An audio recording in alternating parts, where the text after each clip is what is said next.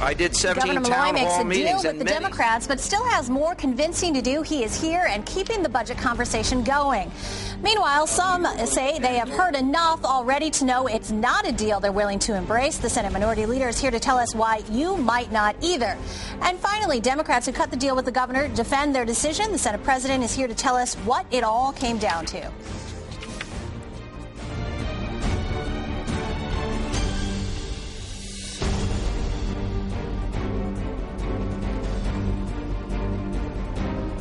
Hi, I'm Lori Perez. You are watching The Real Story. Governor Dannel Malloy has held town hall meetings, private talks, met with the public and lawmakers, and after 3 months in office, cuts a deal on his first proposed budget. It has been highly controversial, and now some of it has changed.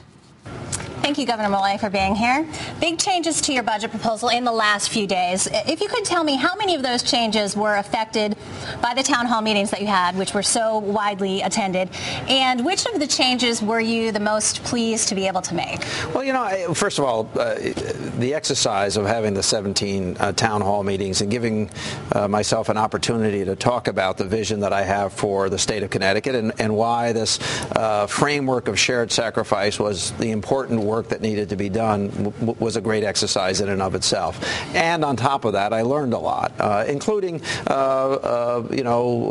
things that led to the restoration of a property tax credit at the amount of $300 as opposed to $500. And certainly the give and take on some of the issues having to do with sales tax, I think, evolved during that period of time. So I certainly learned a lot, certainly heard a lot. But what didn't change is the framework of the budget. The idea that we had to cut spending, that we had to go to our employee group and enter into serious discussions about concessions, and that the problem was too big to cut our way out of and too big to tax our way out of, that it had to be a combination of the two, and so there's a revenue side to it. Mm-hmm. One of the changes that people who even follow kind of politics are talking about a lot is the proposed increase to the gas tax, because everyone's, getting swamped at the gas pump, and they're throwing up their arms at the thought of an additional price increase. And how do you get them to buy into it? They're seeing 3-cent gas price increases every day right now,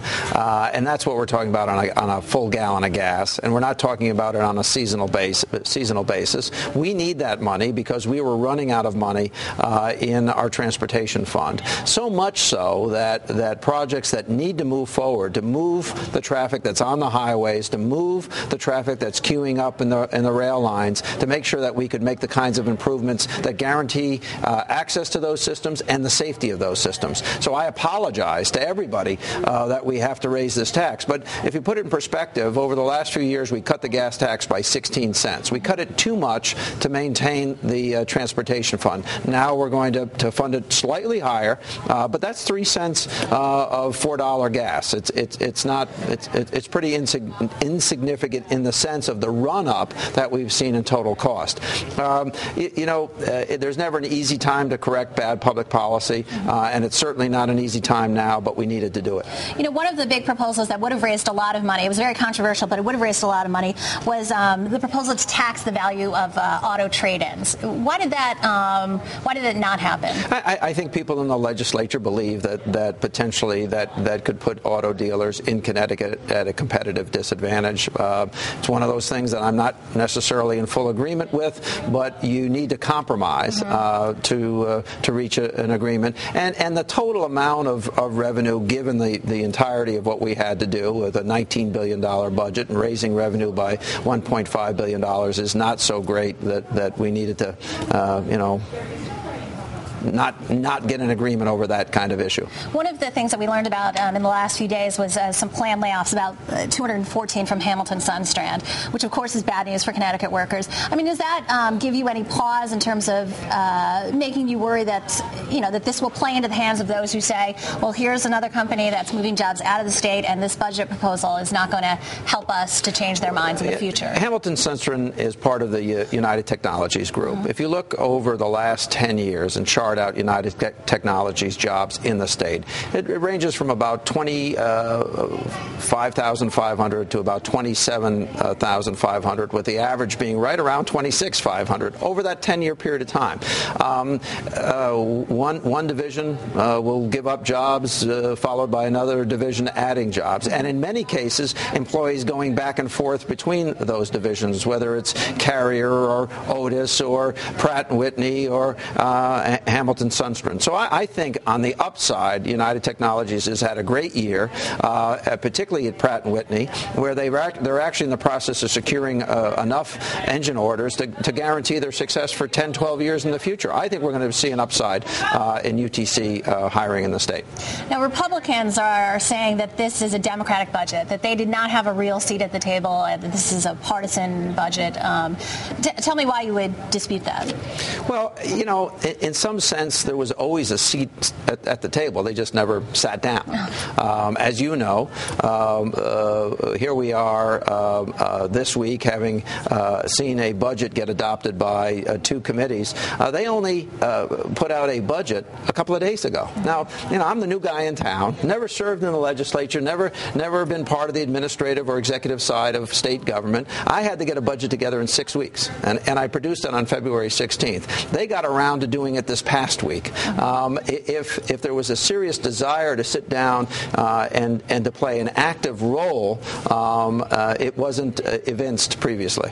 And that being said, we do have some questions from viewers, and off of that, one of viewer from Wallingford, Dennis DeMott, is asking, is that Republican proposal, is that irrelevant, or will you consider it? Will it play a role in the eventual budget that we do come to?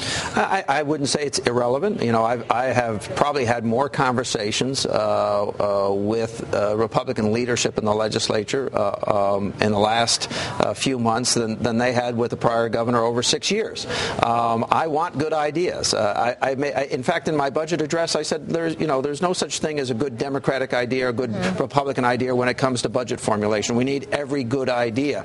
Now, I have had an opportunity to take a look at the budget document that they prepared. There were gigantic holes in it. $500 million in savings to be specified later, $250 million in cuts to educational programs that actually would have put systems in non-compliance with federal statutes, $1 billion in cuts to Medicaid unspecified. That is not going to move us forward. Having said that, there are some ideas that I think that if their leadership wants to talk about, we should talk about. Once we get a budget done, we need to reinvent Connecticut's government. We need to make it substantially more efficient than it currently is, and that's where I think many of those ideas, or some of those ideas, could come to play. Can you give me an example of one of them? Well, I think in some senses they took all. This is interesting. In that budget, they took my good ideas. They used my same employee number, although they spent weeks and weeks criticizing what I was doing. They actually built it into their budget. But I think in looking for efficiencies and looking for better ways, and in a willingness to examine public-private partnerships, they're going to have an administration that's more attuned in some senses to having that dialogue than the prior one. Now, would you be in favor of the legislature voting on it without you having finished everything with the union? Because that's been talked about. Yeah. Now listen, I've made it very clear. We're not going to move to the upside on revenue. This is it. And either we're going to, and I'm hopeful that negotiations will prove fruitful with our employee group, and therefore we'll be able to avoid thousands and thousands and thousands of layoffs and other programmatic cuts. But if I want to be successful in those negotiations, but if we're not, we're going to take the second step. Okay, and we're just going to take one more minute, actually, to ask you two more questions from viewers. One is whether you would support a reform in Connecticut's approach to offering the arts in public schools. And another comes from a young mother. She's a majors in criminal justice at Manchester Community. She's a 4.0, and she's urging you to give money for young mothers' scholarships. Well, I'm a big believer in scholarships and financial aid. It's one of the reasons that in the future I think we need to have an active discussion in our state about moving some of our community colleges in the direction of granting 4-year degrees on the same platform, the same concept of a community college. So instead of getting an associate's degree after 2 years or 3 years, you could get your baccalaureate after 4 years or 5 years. That's what we need to do to make education more affordable. And we certainly certainly should have scholarships keep pace with increases in tuition. With respect to arts, I'm a big art believer. I think we've got to sustain the arts in elementary school, middle school, and high school. I think we have to strengthen them. We know it's a way to make connections with kids, particularly in urban areas that we otherwise have a hard time making a connection with.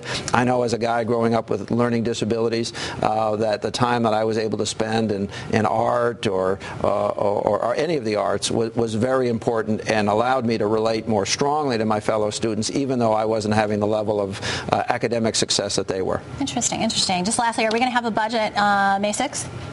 I think there's a pretty good chance, a better chance this week than last week. Excellent. Thanks so much for taking time to spend with us, Governor. Sure. Coming up, the Senate Minority Leader gives us another view of the budget deal and why he says it's no deal at all.